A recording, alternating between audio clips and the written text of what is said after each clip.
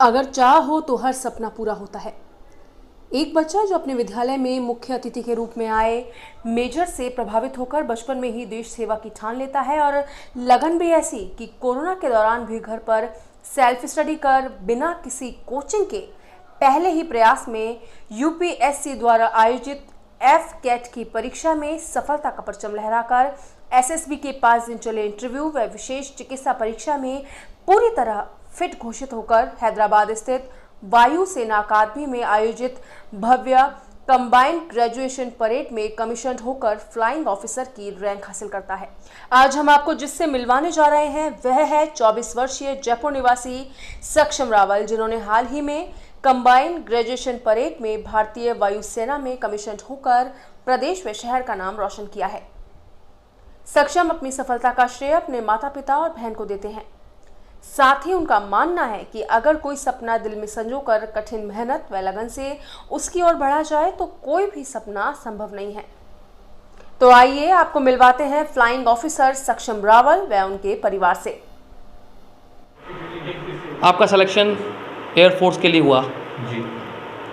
UPSC के through हुआ, F-cat बता रहे हैं आप। कैसा सफ़र था, कितना मुश्किल था और कैसे आपने ये उपलब्धि हासिल करी? जी, ये जो सफ़र था काफ़ी, इसके लिए मैंने सघन जो है परिश्रम किया था और ये मैंने बचपन से ही डिफेंस में जाने का सोच लिया था।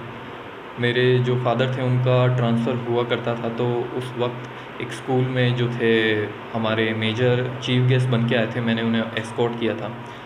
उस दिन मैं उनकी यूनिफॉर्म से, उनकी एक अलग सी उनकी जो स्टाइल थी, उनकी जो यूनिफॉर्म थी, उनका जो मोटिवेशन का तरीका था, मैं उससे काफ़ी ज़्यादा इम्प्रेस हुआ था। उस दिन मैंने ठान ली थी कि मुझे डिफेंस में जो है सेवा प्रदान करनी है। उसके बाद मैंने यूपीएससी की प्रिपरेशन 10th में स्टार्ट कर दी थी और इसके बाद मैंने अपने पोस्ट ग्रेजुएशन के बाद एफ-कैट यूपीएससी जो कंडक्ट करवाता है उसका रिटन एग्ज़ाम दिया था। उसके बाद इसका एसएसबी इंटरव्यू होता है 5 दिन का। उस एसएसबी इंटरव्यू में रिकमेंड होने के बाद हमारा मेडिकल कंडक्ट करवाया था एयरफोर्स ने, जो कि दिल्ली में हुआ था। इस 3 दिन के मेडिकल इंटरव्यू के बाद आपकी documentation, police verification, then merit list बनती है। उसके बाद आपको 1 साल की ट्रेनिंग के लिए हैदराबाद में जो इंडियन एयरफोर्स अकेडमी है उसमें आपको बुलाया जाता है। आपकी जो ट्रेनिंग होती है उसको 2 हिस्सों में बांटा जाता है। बेसिक मिलिट्री ट्रेनिंग जो कि पूरी आर्मी फॉर्म में कंडक्ट होती है। दूसरी होती है आपकी ब्रांच स्पेसिफिक ट्रेनिंग, जिसमें आपकी फ्लाइंग, ग्राउंड ड्यूटी, एडमिनिस्ट्रेशन, ये सब कंडक्ट किए जाते हैं। इन सब के बाद आपकी कंबाइंड ग्रेजुएट परेड होती है, जहाँ पर आपको एक कमीशन्ड ऑफिसर की जो रैंक है वो प्रदान की जाती है। तो इन सब के बाद मुझे जो है फ्लाइंग ऑफिसर की रैंक मिली और मैं इस सब का श्रेय मेरे परिवार को देना चाहूँगा।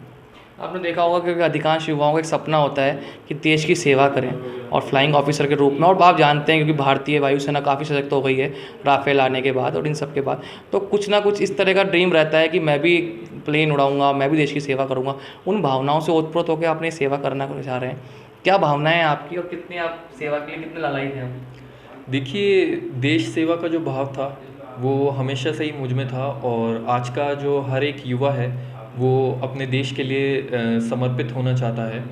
और सबसे ज़रूरी जो बात है जो फ़ौज ने हमें सिखाई है वो है सेल्फ डिसिप्लिन, कॉमराडरी, जो कि एक भाईचारे के रूप में आती है। और तीसरी सबसे जो इम्पोर्टेंट चीज़ है वो है पैट्रियटिज़म, जो कि ये देशभक्ति।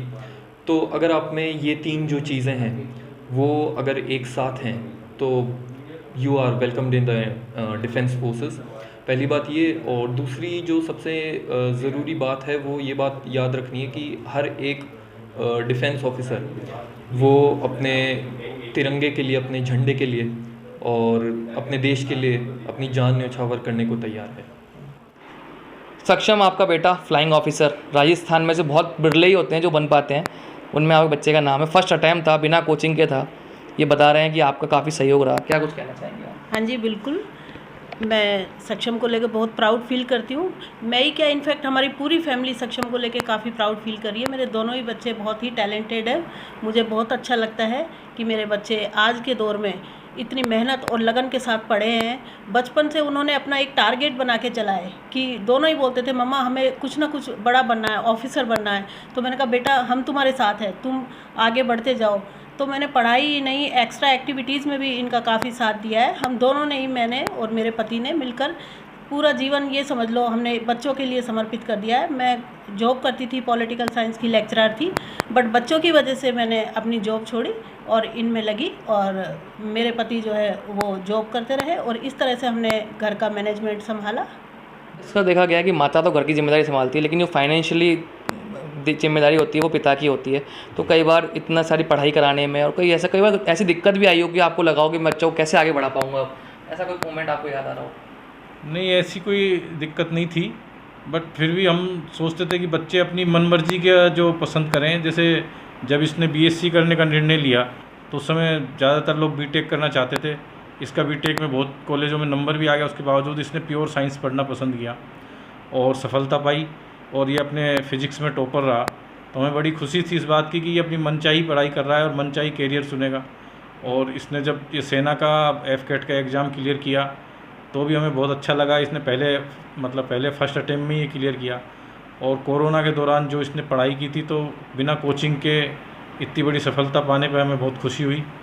और इसके जो बाद में एसएसबी इंटरव्यू हुए और मेडिकल पूरा फिटनेस इसका जो हुआ, तो इसके बाद हमें लगने लग गया था कि इसको कमीशन हो जाएगा। और 1 साल की बड़ी लंबी ट्रेनिंग के बाद इसको अभी थल सेना अध्यक्ष ने कमीशनड किया है, और अभी पहली बार ही घर आया है। तो हम सब बहुत खुश हैं। जिज्ञासा, आप भी एक डॉक्टर हैं, समझते हैं एक प्रोफेशन को, एक जिम्मेदारी को। कोरोना का टाइम था, निकल गया, और भाई ने बिना कोचिंग के जब सोचा कि मैं बिना कोचिंग के इस राह पे जाऊंगा, तो काफ़ी टफ एग्ज़ाम था, तो आपके मन में कुछ संशय था कि कर पाएगा नहीं कर पाएगा, इस तरह से कुछ? जी बिल्कुल। इसका जब इंटरव्यू और रिटन एग्ज़ाम क्लियर करने के बाद मेरा फोकस ये था कि इसका मेडिकल और सब इसकी मेंटल स्टेबिलिटी एकदम सही रहे। इसलिए हम लोगों ने इसको कोरोना फिटनेस के लिए हम एक्सरसाइज सेशंस ज़रूर करवाते थे, और कभी भी हमने इसको ये डिप्रेशन वाले फेज़ में आने नहीं दिया ड्यूरिंग कोरोना, क्योंकि ऑब्वियस सी बात है इसका पूरा फोकस अपने मिशन पे था, अपनी पढ़ाई पे था। और आसपास हम लोगों ने जो नेट पे बहुत नेगेटिव न्यूज़ चलती रहती थी कि कोविड में लोग डिप्रेशन में जा रहे हैं एक्सेट्रा, हम लोगों ने कभी भी इसको उस चीज़ का फ़र्क नहीं पड़ने दिया, और हमेशा इसके पढ़ाई पे कंसंट्रेशन में हम हेल्प करते रहे हमेशा से। तो और साथ में मेरा मैं भी अपने ड्यूटी पे रेगुलरली जाती थी, चाहे कोविड के टाइम पे बिल्कुल ट्रैफिक नहीं होता था, सड़कें सुनसान होती थी, तो उन सब को देखकर भी मेरा भाई काफ़ी इंस्पायर होता था कि मेरी 1 ईयर एल्डर हूँ वैसे मैं उससे, बट स्टिल मेरी सिस्टर जो है वो फ़ाइट कर रही है एज अ कोरोना वॉरियर अपने देश के लिए। तो इसका और भी ज़्यादा मोटिवेट होता था ये कि इसको भी अपने देश के लिए कुछ अच्छा करना है।